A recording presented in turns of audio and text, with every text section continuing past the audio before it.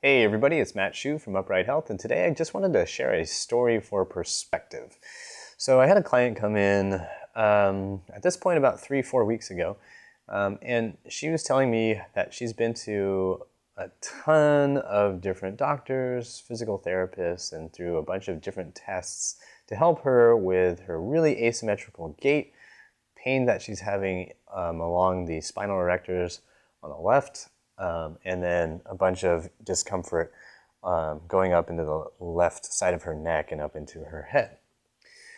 In today's video, I just want to focus on the stuff that she was dealing with her right hip because it's super relevant to have this history and hear this story so that you can understand where things can go really wrong when you are dealing with a health system that is obsessed with trying to zero in very closely to one problem at a time. So basically, they first told her, so she has this limp and her right hip just felt really atrophied, feels like she can't put any weight into it, feels like she can't walk properly, like she's got this little lopsided thing going on. And the first doctors that she saw said, oh, you have an L5-S1 problem, you have a disc thing, it must be a disc thing or some sort of spinal pathology that's making your hip go bad.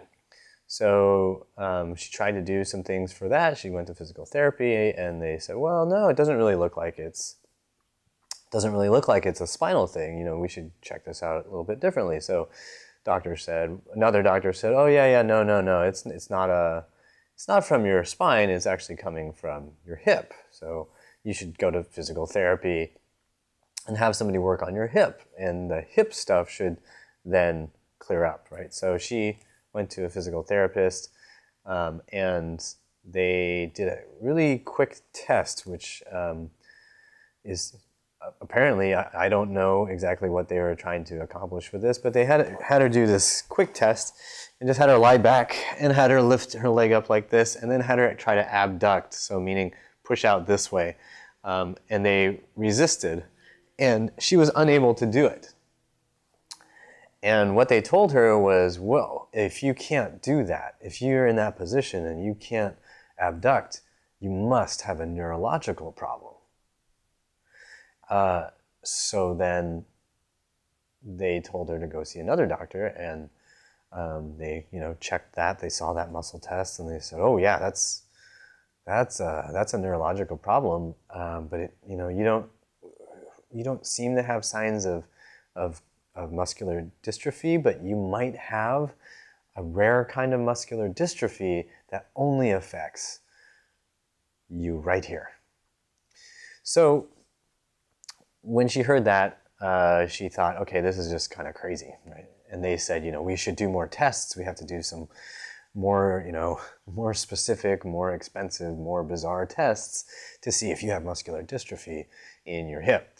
Now, at this point, she had already seen a ton of different people. I actually truncated that story, so it's actually much shorter. But basically, everyone was assuming that there was going to be a really fine, discrete issue, like some small little thing hidden somewhere that could be addressed that needs to be, basically blamed for her inability to move properly. Whether you're blaming L5-S1, whether you're blaming the hip joint, maybe you're saying it's bursitis, which I believe she was told, whether you're saying it's FAI, whether you're saying it's a labral tear, there's this constant search for the one thing.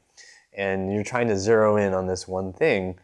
And, she got tired of it because, what she was finding was the tests didn't even seem that logically valid, right? So if you have somebody lie down like this and they can't abduct, that doesn't necessarily mean they're damaged severely in any way.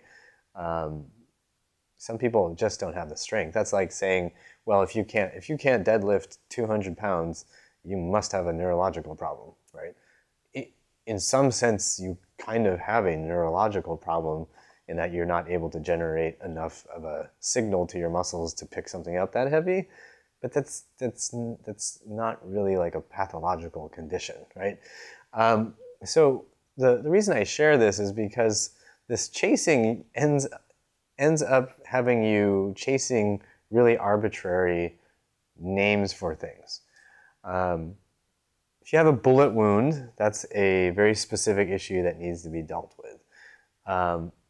If you have a movement problem, it doesn't make sense to try to chase down to one small little thing, right? If you have an infection by some specific bacteria, it makes sense to figure out what those are and try to deal with those. When you have a movement problem, there are a lot of factors involved no matter what. You have musculoskeletal issues, right? And the things that determine how you move the most are your muscles. The muscles are the things that move things. You have framework, you have the actual scaffolding that the muscles act upon, which those are bones, but the bones themselves don't move anything, right? It's the fact that you have muscles to articulate and move those bones that really determines your quality of movement. So if you ignore all these muscles and just search for bone things and padding issues, what you're doing is ignoring the things that most obviously affect how you move. So while in different parts of medicine it makes sense to think about, what's the discrete issue that's causing all my issues, actually, let me back up. While in medicine it may make sense in some areas of your life to look for the discrete issue, in many things, like especially musculoskeletal issues, it doesn't make sense to try to find the one thing, because there are going to be many, many, many, many things. So with this client, we've had her doing a lot of one-sided exercises. We've been training her to use her abdominals on one side, which seems to drastically improve her gait. We've had her training her hip in very specific exercises just to help kick in the right muscle and reestablish her brain and butt connection. And that's been helping. Like over the last 3 weeks, the comfort level in her gait is definitely getting better. The symmetry of her gait is definitely improving. And that's all hugely good news for her because she's more comfortable now. That's because we're looking at, well, how are you moving and how can we improve the way you move just by turning on different muscles? Assume that all the other stuff is, if it's there, we're not going to be able to fix it anyway. But assume that if we deal with muscles, you are necessarily going to see a change in the quality of your movement. It's not a huge stretch to think that if you deal with muscles, you'll move better, because those are the things that help you move, period. So I hope this tale kind of gives you a little bit of perspective on where things can go really wrong when you're getting too narrowly focused.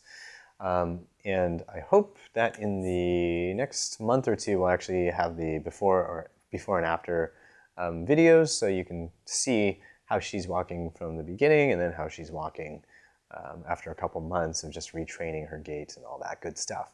So just wanted to share this story so that you hear this now, and then we'll follow up in the future.